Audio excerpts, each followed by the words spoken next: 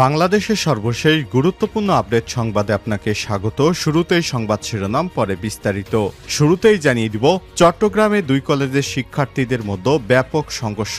চট্টগ্রাম নগরের Omargani MES college এবং Ispahani public school and কলেজের শিক্ষার্থীদের মধ্যে সংঘর্ষের ঘটনা ঘটেছে। এ সময় দুই পক্ষ ইটপাটকেল নিক্ষেপ করে পরিস্থিতি নিয়ন্ত্রণে পুলিশ ও সেনাবাহিনী অবস্থান নিয়েছে। এলাকায় উত্তেজনাকর পরিস্থিতি বিরাজ করছে। এরপর জানিয়ে দিব, রক্কাটা নিয়ে ঢাবি শিবির সেক্রেটারির জবাব। রক্কাটা অভিযোগ নিয়ে মুখ খুললেন ঢাকা বিশ্ববিদ্যালয়ের ঢাবি শাখা ছাত্র শিবিরের সেক্রেটারি এস.এম. ফরহাদ। ২৬শে সেপ্টেম্বর দুপুর ৩টার দিকে ঢাবির টিএসসিতে সাংবাদিকদের সঙ্গে আলাপকালে সব কথা বলেন তিনি। এবারে জানাবো, আমি নির্বাচন করব না বললেন ডক্টর ইউনূস। বর্তমান যুক্তরাষ্ট্রে অবস্থান করছেন বাংলাদেশের অন্তর্বর্তীকালীন সরকারের প্রধান উপদেষ্টা ডক্টর মোহাম্মদ ইউনূস। উদ্দেশ্য জাতিসংঘের সাধারণ পরিষদ অধিবেশনে যোগদান। এই অধিবেশনের ফাঁকে তিনি বিশ্ব নেতাদের সঙ্গে বৈঠক করেছেন, যোগদান করেছেন নানান অনুষ্ঠানেও। অনুষ্ঠানের এক পর্যায়ে সাংবাদিকেরা ডক্টর ইউনূসের কাছে জিজ্ঞেস করেন, আপনি কি নির্বাচন করবেন আগামীতে? জবাবে ডক্টর ইউনূস বলেন, আমি নির্বাচন করব না। এবারে জানাবো, রাতের বেলা না ঘুমিয়ে ছাত্রীদের আপত্তিকর ছবি এবং ভিডিও পাঠাতেন রাবি শিক্ষক মনিরুদ্দিন। রাজশাহী বিশ্ববিদ্যালয় রাবি চারুকলা অনুষদের গ্রাফিক ডিজাইন, কারুশিল্প এবং শিল্পকলার ইতিহাস বিভাগের সহযোগী অধ্যাপক ডক্টর মনিরুদ্দিন আহমেদের বিরুদ্ধে যৌন হয়রানি, ক্লাস পরীক্ষা ও খাতা দেখায় অনিয়ম, শিক্ষার্থীদের ফেল করানোর ভয় দেখিয়ে তাদেরকে শারীরিক নির্যাতন ইত্যাদি অভিযোগ উঠেছে। গভীর রাতে নারী শিক্ষার্থীদের ভিডিও কল এবং মেসেজ দিয়ে বিরক্ত করতেন এবং অশালীন ছবি ও ভিডিও পাঠানোর কিছু ডকুমেন্টস প্রতিবেদকের হাতে এসেছে। এ বিষয়ে গুরুত্বপূর্ণ সংবাদ জানাবো বন্ধুরা, সঙ্গেই থাকুন। এবারে জানাবো, আওয়ামী লীগকে ১০ বছর নির্বাচন থেকে দূরে রাখা নিয়ে হানিফের বিবৃতি। সম্প্রতি সময় নির্বাচন ব্যবস্থা সংস্কার কমিশনের প্রধান বদিউল আলম মজুমদারের দেয়া বক্তব্য এবং আওয়ামী লীগকে রাজনীতি থেকে ১০ বছর দূরে রাখার বিষয়ে তীব্র নিন্দা জানিয়ে বিবৃতি দিয়েছেন আওয়ামী লীগের যুগ্ম সাধারণ সম্পাদক মাহবুল আলম হানিফ। এবং সর্বশেষ জানিয়ে দিব, প্রথম চালান ভারত গেল ১৮ টন ইলিশ। অবশেষে ভারতে গেল বাংলাদেশি রূপালী ইলিশ। ২,৪২০ মেট্রিক টন ইলিশ রপ্তানির প্রথম চালান ভারতে গেল ১৮ মেট্রিক টন ১৮,০০০ কেজি ইলিশ মাছ। এগুলো ৬টি ট্রাকে করে পৌঁছেছে বেনাপোল বন্দরে। পরে ওই মাছের মান পরীক্ষার পর আজ বৃহস্পতিবার বেলা ৩টার দিকে দেয়া হয় ভারতে যার অনুমতি। প্রতি কেজি মাছের রপ্তানি মূল্য পড়ছে $10 যা বাংলাদেশি টাকায় পড়েছে প্রায় ১২০০ টাকা করে। প্রিয় দর্শক, এর আগে ২৪শে সেপ্টেম্বর ৪৯ জন রপ্তানিকারককে ২,৪২০ টন ইলিশ রপ্তানির ছাড়পত্র দেয় বাংলাদেশ সরকার। এতক্ষণ শুনছিলেন সংবাদ শিরোনাম, এবারে বিস্তারিত। তবে তার আগে বন্ধুরা অনুরোধ থাকবে, এই সংবাদটিতে একটি লাইক দিন। এই চ্যানেলে আপনি নতুন হয়ে থাকলে আমাদের সংবাদটি দেখতে দেখতে চ্যানেলটি সাবস্ক্রাইব করে রাখুন। কমেন্ট করে আপনার মূল্যবান মতামত জানিয়ে দিন বন্ধুরা, আপনি বিশ্বের কোন দেশ থেকে বা বাংলাদেশের কোন স্থান থেকে আমাদের সংবাদটি দেখছেন এবং শুনছেন। এবারে বিস্তারিত। চট্টগ্রামে দুই কলেজের শিক্ষার্থীদের মধ্যে সংঘর্ষ। চট্টগ্রাম নগরের ওমরগনি এমইএস কলেজ এবং ইস্পাহানি পাবলিক স্কুল অ্যান্ড কলেজের শিক্ষার্থীদের মধ্যে সংঘর্ষের ঘটনা ঘটেছে।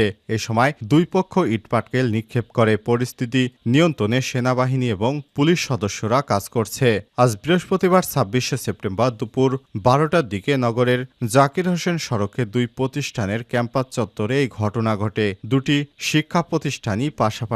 প্রত্যক্ষদর্শী কয়েকজন শিক্ষার্থীদের সঙ্গে কথা বলে জানা গেছে, কলেজ মাঠে এমইএস কলেজের কয়েকজন শিক্ষার্থী ক্রিকেট খেলছিলেন। এ সময় তাদের ছোড়া একটি বল গিয়ে ইস্পাহানি কলেজের এক ছাত্রীর গায়ে পড়ে। এমইএসসির কলেজের এক শিক্ষার্থী ওই বল আনতে গেলে ইস্পাহানি কলেজের শিক্ষার্থীর সাথে কথা কাটাকাটি হয়। এক পর্যায়ে ওই ছাত্রী এমইএস কলেজের শিক্ষার্থীর গায়ে হাত তোলেন। এরপর এর প্রতিবাদ করে এমইএস কলেজের আরও কয়েকজন শিক্ষার্থী এদিকে অন্যদিকে এই ঘটনা শুনে সাথে সাথে স্ব শিক্ষা প্রতিষ্ঠান থেকে বেরিয়ে ক্যাম্পাসে অবস্থান নেয় উভয় প্রতিষ্ঠানের শিক্ষার্থীরা। এতে কিছুক্ষণের মধ্যেই উত্তেজনা ছড়িয়ে পড়ে শিক্ষকদের মাঝেও। একজন শিক্ষক বলেন, ইস্পাহানি স্কুল ও কলেজের কয়েকজন শিক্ষক এসে শিক্ষার্থীদের মারধর করছে না। শিক্ষকদের উচিত এ ধরনের পরিস্থিতি শান্ত করা। আমি একজন শিক্ষক, সেটি না করে তারা আরও উস্কে দিয়েছেন। ছাত্রদের অবশ্যই এর বিচার হওয়া উচিত। সরেজমিনে গেলে দেখা গেছে শিক্ষার্থীরা স্ব প্রতিষ্ঠানে অবস্থান করছেন এবং প্রতিষ্ঠানের গেট বন্ধ করে রাখা হয়েছে। শিক্ষকেরা তাদের নিবৃত্ত করার চেষ্টা করছেন। এ সময় শিক্ষার্থীদের বেশ উত্তেজিত অবস্থায় দেখা যায়। কারো কারো হাতে ছিল লাঠি। উভয় কলেজের শিক্ষার্থীদেরকে বিচার চেয়ে স্লোগান দিতে দেখা যায়। তাদের মাঝখানে পুলিশ এবং সেনাবাহিনী সতর্ক অবস্থানে রয়েছে। উল্লেখ্য, এর আগেও বিভিন্ন সময় তুচ্ছ ঘটনাকে কেন্দ্র করে দুই কলেজের শিক্ষার্থীদের মধ্যে মারামারির বেশ কয়েকটি ঘটনাও ঘটেছে।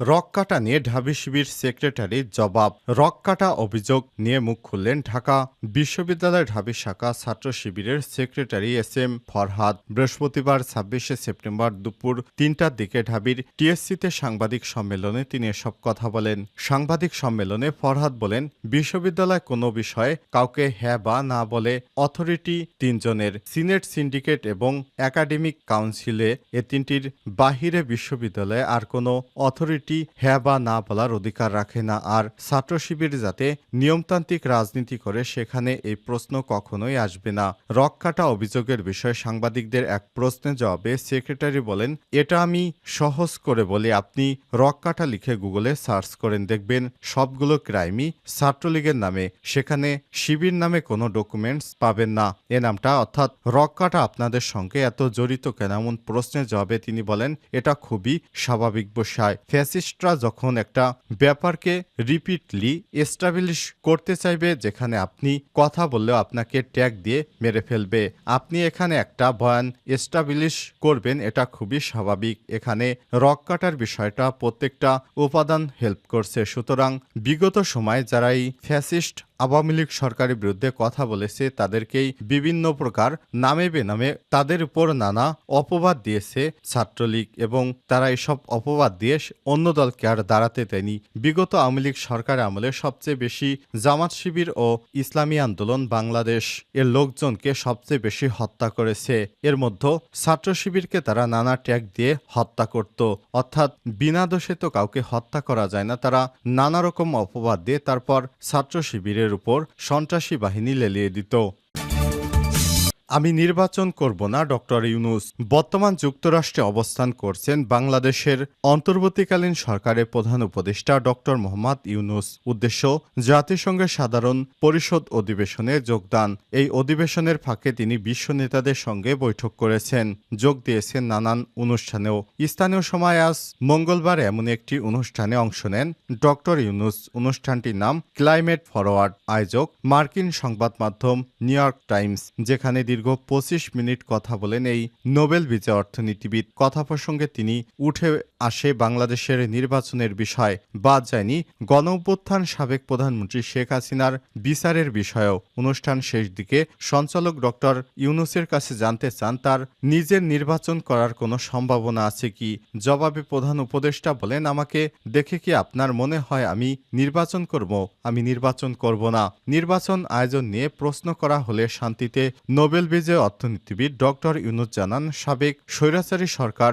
বিচার বিভাগ, পুলিশ, নির্বাচন কমিশন সহ দেশের সব ব্যবস্থা নষ্ট করে দিয়েছে। এগুলোই সংস্কার করা হচ্ছে আমার কাজ। আমি এই বাংলাদেশকে সংস্কারের কাজে হাত দিয়েছি, এর সম্পূর্ণ কাজ আমি করব। নির্বাচনের বিষয়ে প্রশ্ন করার আগে শেখ হাসিনাকে দেশে ফিরে এনে বিচারের মুখোমুখি করা নিয়ে প্রশ্ন করেন সঞ্চালক। সে প্রশ্নের জবাবে ডক্টর ইউনূস বলে, কেন নয়? যদি তিনি অপরাধ করে থাকেন তাহলে তাকে অবশ্যই ফিরিয়ে এনে বিচারের মুখোমুখি করতে হবে। আপনি নিজেই বিচারের কথা বলছেন, তারও বিচারের মুখোমুখি হওয়া উচিত। রাতে না ঘুমিয়ে ছাত্রীদের আপত্তিকর ছবি এবং ভিডিও পাঠাতেন রাবি শিক্ষক মনিরুদ্দিন।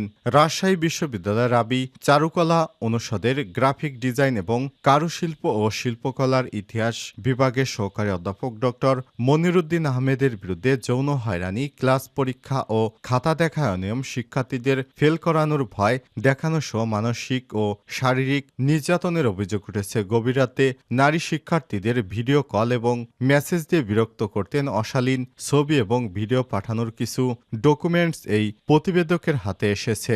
বিশ্ববিদ্যালয় উপাচার্যের কাছে শিক্ষক স্থায়ী বহিষ্কারের দাবি জানিয়েছে বিভাগটির শিক্ষার্থীরা।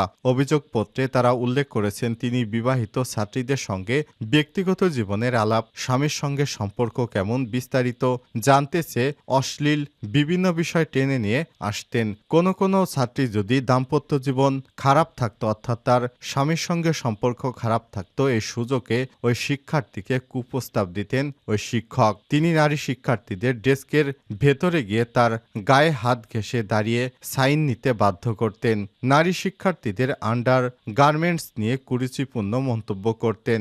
এছাড়াও পেশাগত ক্ষমতা ব্যবহার করে তিনি একাধিক শিক্ষার্থীকে সম্পর্ক স্থাপনের প্রস্তাব দিতেন বলে অভিযোগপত্রে উল্লেখ করেছে শিক্ষার্থীরা।